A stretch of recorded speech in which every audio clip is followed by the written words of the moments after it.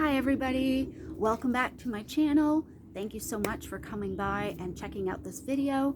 I'm Megan, the faithful fibromyalgia warrior, and it's so great to be able to make these videos for you guys and share with you what's been helping me on my journey, yes, to weight loss, but more importantly to faith and good health. So today's topic, and it may be something that you guys already know, or it may be something you guys didn't know, but today I was just thinking about the topic of carbohydrates. Are they necessary or not? And I'm here to tell you that carbohydrates are not essential. They're not. Now, I'm not just talking about the obvious, processed carbs, breads and cakes and cookies and all that kind of stuff. I'm also referring to the so-called healthy carbs that you find in fruits and vegetables. Plants are not essential. They are not. Okay? God in his wisdom designed us as humans so that whatever amino acids or essential things we could not make ourselves, we would get by consuming animal meats and proteins. Now, some of you might be thinking, what? What are you talking about? Of course we need fruits and vegetables. They're good for us. They're requirements. Every country in the Western world and some of them in other worlds have promoted as part of our healthy food guides the massive consumption of fruits and vegetables as well as grains and cereals. But I'm telling you, they are not required for optimal health. They never were. I'll say it again. They are not required for optimal health. They never were. Looking back into our anthropological history, so the humans that evolved into what we would consider modern humans 230,000 years ago, where they started in Africa, they evolved and survived, and they've done isotope testing of hey, Birdie, sorry, dogs being an annoyance. They've been able to test what's been left in the bones of these ancestors and confirmed specifically that animal proteins and meats were absolutely in their diet. And if there were any grains, that was simply an in-between stopgap, when they weren't able to get meat right away. And if they had to, as the big animals disappeared, as we hunted them to extinction, and we had to start figuring out how to chase these smarter, faster animals, there wasn't always meat available. There wasn't always birds or fish. They weren't always caught. And so, as a species, we had to have something to keep us from starving. And that is basically where some of the cereals and the grains, some of the tubers, and some of the fruits came into play. For those who are lucky enough to live in an area where they grew. And I think it was specifically aimed at these people because as part of our species migrated north, and eventually settled and would become the Inuit people, they never saw plants. They kept moving further and further north, so they stayed in an icy environment where plants simply never grew, and they managed to survive. They adapted to eat different things.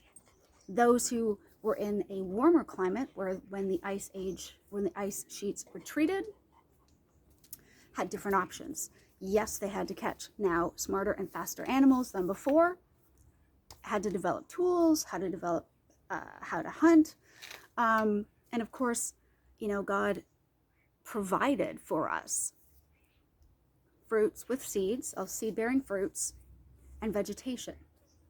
But I do not believe it was ever intended that was what we would live off of, and certainly not forever. That was for us to eat, yes. Why? Because fruit would have had fructose, which would have given energy, but would have also converted into fat, which would help the human body to survive long stretches without meat. Same with some of the grains and cereals. We as humans decided or figured out ways to convert these things that were originally fed to animals and how to make them into something we could consume as humans. But they're not things that we can eat naturally. We can't just go up and eat a stalk of wheat out of the field, right? It's got to be harvested and dried, and then you got to separate the wheat from the chaff, and then you've got to dry it and grind it and process it. And that took millennia for us as humans to figure out. And of course, we are, as a species, if we can find an easier way to do something or a shortcut, we're going to do it. So when it became easier after the agricultural revolution and people discovered farming and farming vegetation crops, that it became easier to just grow cereals and seeds instead of having to spend all this energy hunting down faster animals, at least in the warmer climates. Well, that's what they did. And so they would still have the fruits a few weeks every year. Thankfully, at some point, somebody figured out how to domesticate livestock. And even though the Americas, the Southern Americas, like Mexico, Central and South America, they did not get domesticated livestock animals. They did not get domesticated cattle or pigs or chickens or goats until after the arrival of Christopher Columbus. So we're talking multiple thousands of years before they were presented with the domesticated animal that could provide them with milk, with not just say meat, but also the products like eggs, how to turn milk into butter or cheese, which would come later. So because that didn't happen for some time, they would eat mainly cereals, some vegetables, some nightshades like tomatoes and chilies, some squash, some tuber roots. The Incas were the ones who discovered quinoa because it provided them optimal health. No, because it would fill them up and keep them from starving to death as they had to go in between eating meat and the next time they caught something. They couldn't rely on always having enough fish to feed their families, or shooting down enough birds with bows and arrows, or killing enough wild cats or whatever else was around. And that's what they relied on, which is why it's still, maize in particular, corn, which is why it's still a major staple of those cultures today, because they just got passed on. And if that was me, I'd be like, well, why wouldn't I? Geez, all I got to do is cut these cereals down and dry them and grind them, and that's it. I don't have to hunt anything. I don't have to chase anything. I don't have to risk being attacked by wildlife. I'm in. So that's one thing. And then, even in Africa, so the warmer climates is where all the big animals were hunted, as in mastodons and mammoths and that type of thing. They went extinct there first.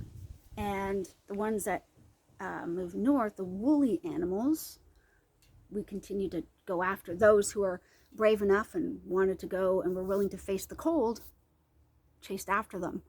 But those animals went extinct first in the warmer climates, because that's where we started off, right? So there was more of us at that point. So people who would say, well, God gave us all these grasses and fruits. Yes, of course he did. Because he knew there would come a time where meat might be scarce. We might have to wait a long time between what animals we caught and ate and the next one we could catch and eat. Especially if we had to catch for our family or the whole tribe, right? Because, again, we had to figure out how to develop weapons and hunting tactics and all this kind of stuff. And that took time. It wasn't something we were just, that's it, we're going to do this, But that doesn't mean they were requirements.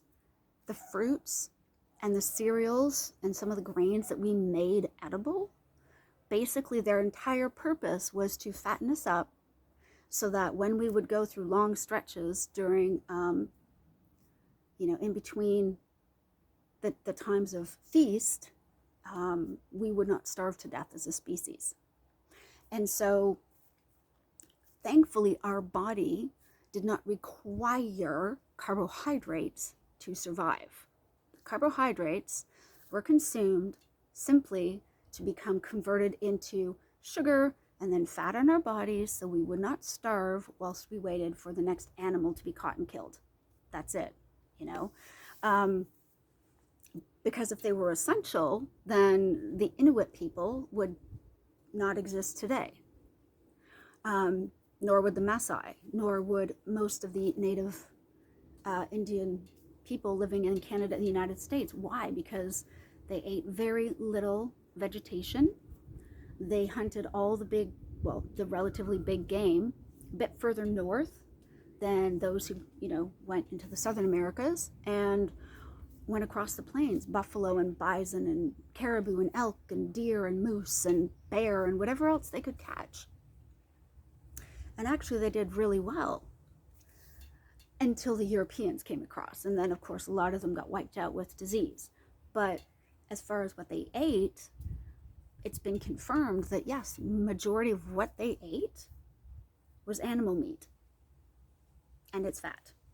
And, of course, the skins were used for clothing or for teepee material. So all the parts were used, but they consumed all the animal meat and all the fat. And until the Europeans brought in foreign diseases like smallpox and typhus, they actually were very healthy, quite tall, based on anthropological findings. So the reason I mention that is because some populations today might rely on cereals or grains to feed their countries, like in China or India, doesn't mean it's optimal. And in fact, if you were to go to a lot of India, they overcame the underfeeding issue back in the early 70s by learning how to cultivate and grow wheat, which became then one of its major exports. So everybody could afford wheat, but they're undernourished. So you'll often see in the really poor areas, not just the men and women, but the small children that have the pot bellies, but the rest of them look emaciated. Why? Because they are not getting the essential amino acids that they need from animal meats and fats. And as humans, we cannot make those ourselves. We can only get those from animal products, which is why they are essential, which means meat and protein is essential. Carbohydrates are not essential. You can eat them if you like, but they are not essential for the body to function. And in fact, I would suggest, unless you're in a position of near starvation and the only thing you have to eat is vegetables or maybe cereals and grains, don't eat them, because all they're going to do, again, is they're going to convert to sugar, which will then be stored as fat on your body. So even if you look emaciated, you are still probably going to carry too much visceral fat. You are still going to have issues with diabetes and heart disease and all kinds of other conditions. And it's horrible. Now look, you don't have to believe me. I am not a medical person at all. I'm simply talking about things that I've done in my life and what has worked for me. But check out videos by Professor Bart K, by Dr. Anthony Chaffee, and these two guys alone, the brain power is amazing. And also check out Professor Ben Bickman, who talk about the science behind our metabolism and what are essential nutrients. Carbohydrates are not one of them. Now, I've had people say, yeah, but your brain needs glucose. Yes, but luckily, God designed us way better than we could ever design ourselves. Okay, He made our bodies in such a way that if we do not eat carbohydrates, if we are not either consuming carbohydrates and or forms of sugar, so fructose or glucose or any of that externally, guess what?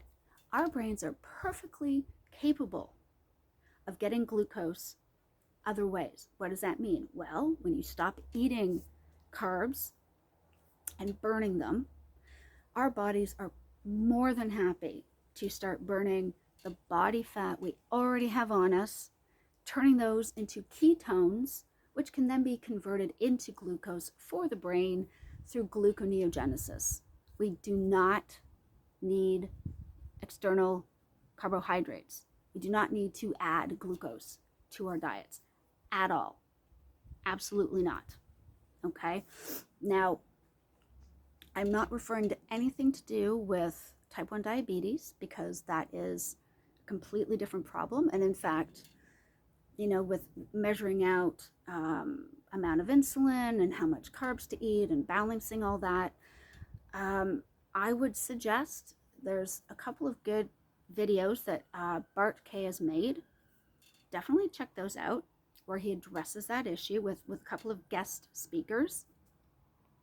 But outside of that, you do not need carbohydrates. Ever.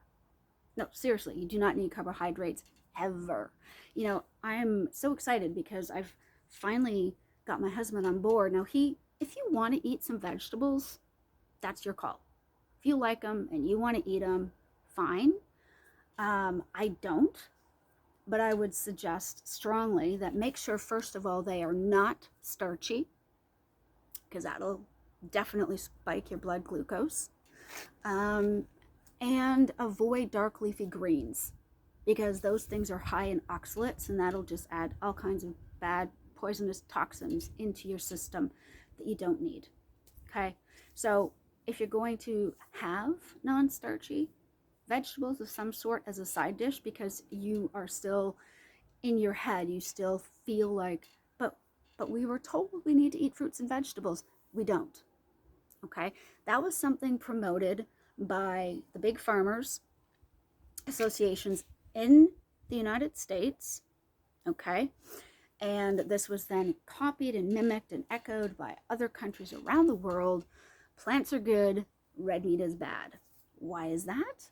Well, the professors who founded the American Heart Association looked into causes of heart disease. And it was these sugar companies that paid to have the research done, and actually paid them off to lie and say that fat and red meat, so that saturated fats and red meats, were the cause of heart disease and conditions, and that plants and sugars had nothing to do with it. Because sugar is a plant, it comes from sugar cane, right? Plants were good, sugar was an empty calorie, it was saturated fats, and red meat, that was the demon. And because of that lie, we were fed a whole boatload of lies through every single version of what are the basic food groups. It doesn't matter if you live here in the UK, whether you live in Canada, the United States, Sweden,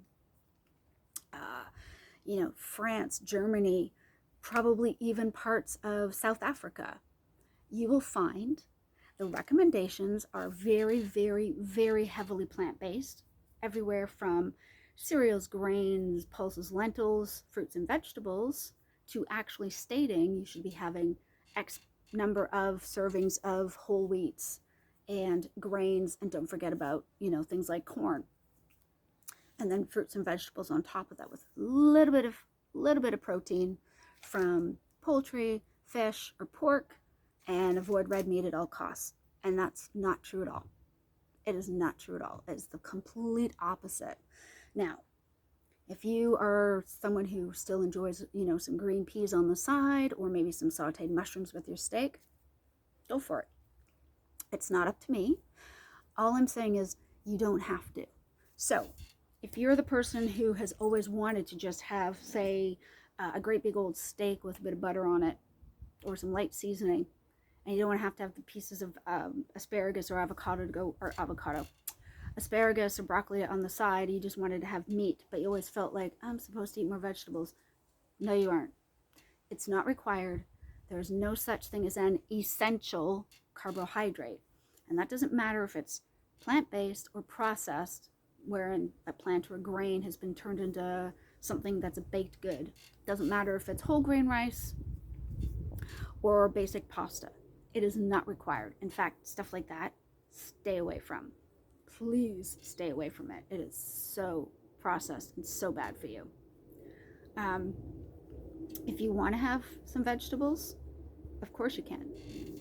I don't eat them because I simply do not tolerate them at all. I do not do well with them whatsoever. So I avoid them completely. Same with fruit. But do me a favor. If, in spite of this, in spite of, following or looking into these videos by the people I've mentioned, if you still feel like, yeah, but you still like vegetables, you still want to have a few now and then, that's fine. But please do me a favor and please make sure that they are as low carb as possible. Okay? Trust me, your gut will thank you, and so will your blood glucose levels. Okay? But it is true, and we do not need carbohydrates at all in our diet. Not required. It's not a trick, it's the truth. That was it. I just, I don't know, I just felt like I wanted to share that with you guys. I see so many people in this world who are overweight or obese, and so are their children. And, some of them maybe are eating like processed crap, but I think a lot of them are honestly eating what they think is best, which is lots of pasta and grains and vegetables and fruits with their protein. And this is the point. This is what they've gotten to. And it's so sad. It breaks my heart, because it's not what God had in mind at all. Never. It was to eat plants and cereals. Well, cereals are plants. Eat the plants if we have to, because it's going to be a month, let's say, between the deer we just ate and the next thing we kill. Fine. So you can prevent starvation. But once you have the meat, eat that. Eat just that. Don't eat the other stuff at the same time. Okay? Like I said, this is what I've learned, and it has helped me so much. Truly. It really, really has. My fibromyalgia pain continues to reduce. So does my chronic back pain. So does everything else. So does my inflammation. So does my arthritis. So does my IBS is very well managed. And I feel like I have such clarity in my mind at the moment, which is great. I feel like my thoughts are there and they're clear, and it's amazing. So if you haven't started, hopefully this could help you. If you're struggling with any of the things that I do, this might help. If you've tried every other medication, if you've tried everything else you think you possibly could have and it hasn't helped, try this. It may make a huge difference for you. And believe me, I get it, because if it feels like it's too much to do, because if you had told me 2 years and a bit ago that I would be drinking mostly decaf coffee, but always black with nothing in, so nothing in it, no milks, no replacements, no sweeteners, no sugars, nothing. Okay, I would have said you're insane. And if you had said that at this time I'd be able to give up all vegetables and fruit, no, I was like, no, but I like a bit of salad. But honestly, I really don't, because it doesn't suit me well. It doesn't sit with me in a way that is kind to my digestion or my guts. And it's amazing the things you learn you don't actually have to have, because you know what? I don't really want that. I really want just the meat and the protein. And but I understand it's exciting, and it's like, wow, I can't wait to try this, but how do I start? And all I would say is a step at a time. Start with maybe just cutting out as much of your carbs as possible. If you need to leave in maybe a bit of cooked carrots every now and then, or some vegetables every once in a while with your meat, for now, as you transition, do that. And maybe just add a little bit more meat as you go. Figure out what animal meats you like. Anything that ran, flew, or swim qualifies. Any of their products, for example, fish eggs, chicken eggs, or other bird eggs. If you enjoy that, if you can tolerate dairy and you want to have a bit of full fat cream in your coffee, or you want to have full fat, cheeses, and you do okay with them, keep them in for now. But let me tell you, the moment you cut out all the processed stuff and you move on from there, oh my gosh, that alone will probably find your symptoms, whatever they might be, already starting to ease up a bit. So, you don't have to do all of it at once. You probably even want to ease into it, but I would say that it is absolutely worth it. I can only speak for how it's worked for me at this point, but it has been fantastic. I've not had this kind of energy, I don't think, ever in my life.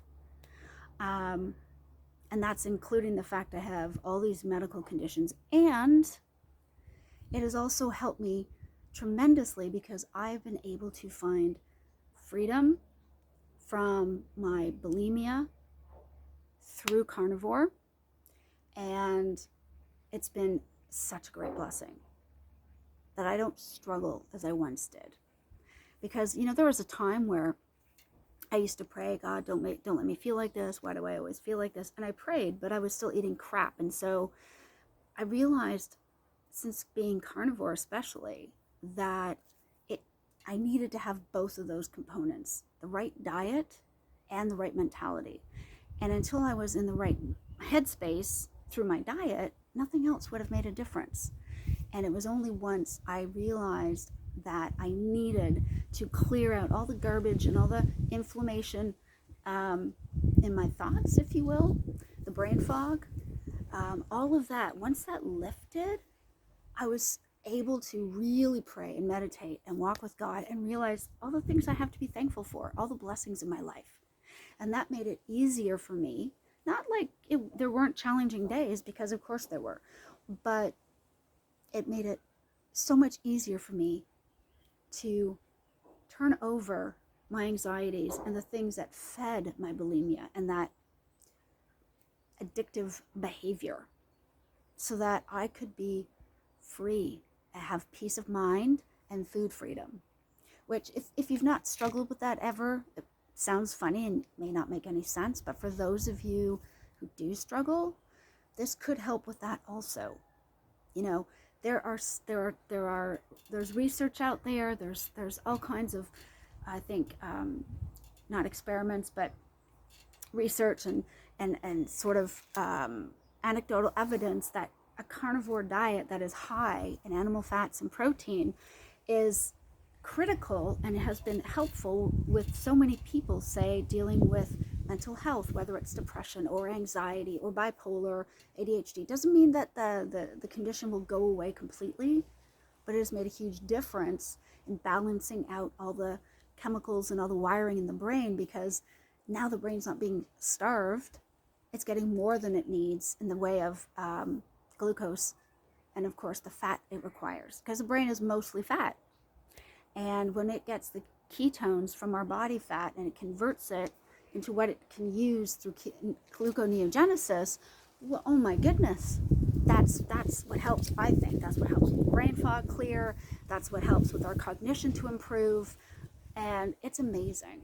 And I can just say that I know that me understanding this and finding this information, that's been God working. Absolutely.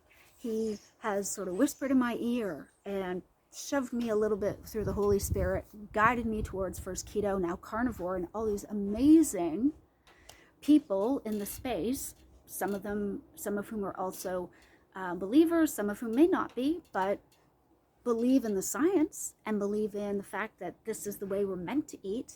And for me, that's enough. So I hope this is helpful, and I hope that this encourages you and gives you some hope.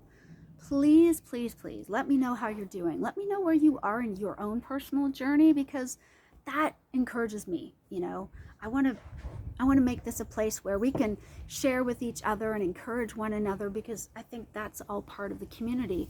We don't have to keep our faith communities and our food communities separate from each other. I think they're meant to be intertwined, and obviously to be done in a very loving way, but I think that's the whole point.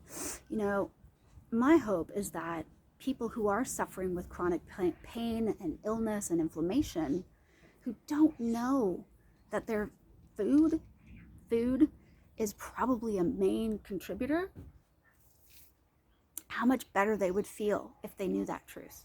And if I could somehow help them with that, and perhaps help them, you know, find inspiration and draw closer to God, that's amazing. That's what I hope this does for you guys and anyone you know or care about.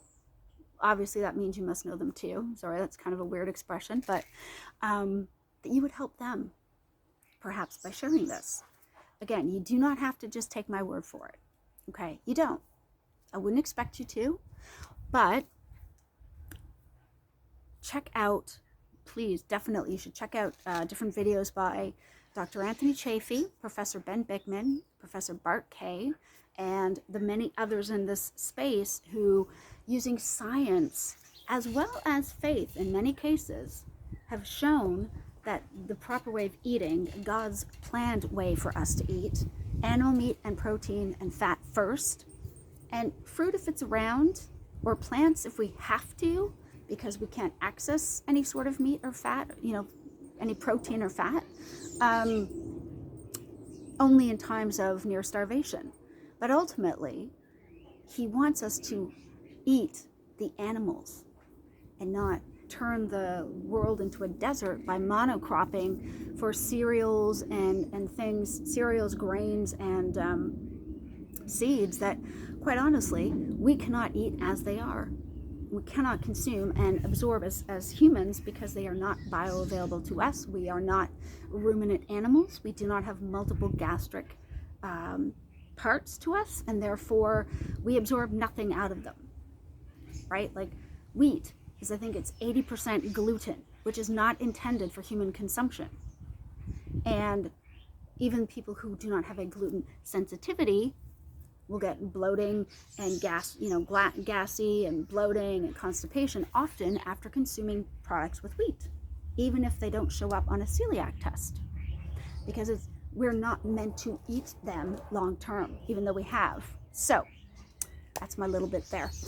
That's it for me for today, guys. I really hope you guys have a fantastic day.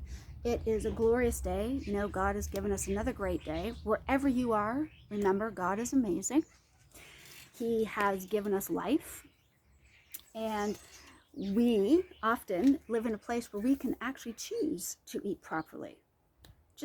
I just, you know, remind myself that at least I live somewhere that I can choose to eat animal products. Think of all the poor people in poor parts of the world who cannot get meat because they simply do not have the money.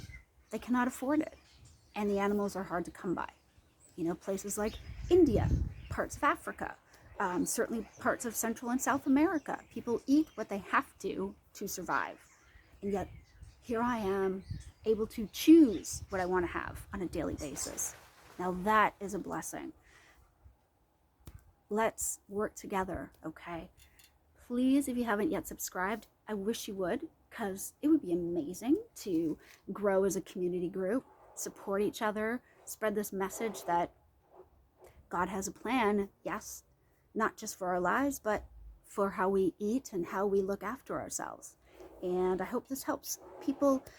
Like I say, I might seem uppy and bouncy and energetic, and you know what? You know why? Because I've gotten life back. Yes, I'm obviously, okay, spiritually, yes, but physically, because I figured out the way that God wanted me to eat the whole time. Animal, protein, and fat. And I would not change a thing. I would not go back for any money. And it has made such a big difference. I know that it could probably help you. This is not medical advice, obviously, but I know how great and amazing I feel, and that it could only help you guys as well. So that's it for today. I'm going to keep rambling on here. Thank you guys so much for all your love and all your encouraging comments, and for all the people who do respond or who do share things with me. Thank you for that. Please share the video with anybody you want, or, you know, anywhere you think it would perhaps help others. And yeah, let's get the message out there. Thanks, guys. Talk to you soon, and I should have another video sooner than later, hopefully within a week or less. But that's it for me for today in beautiful sunny Colchester, England. I love you guys, and I'll talk to you soon. Bye.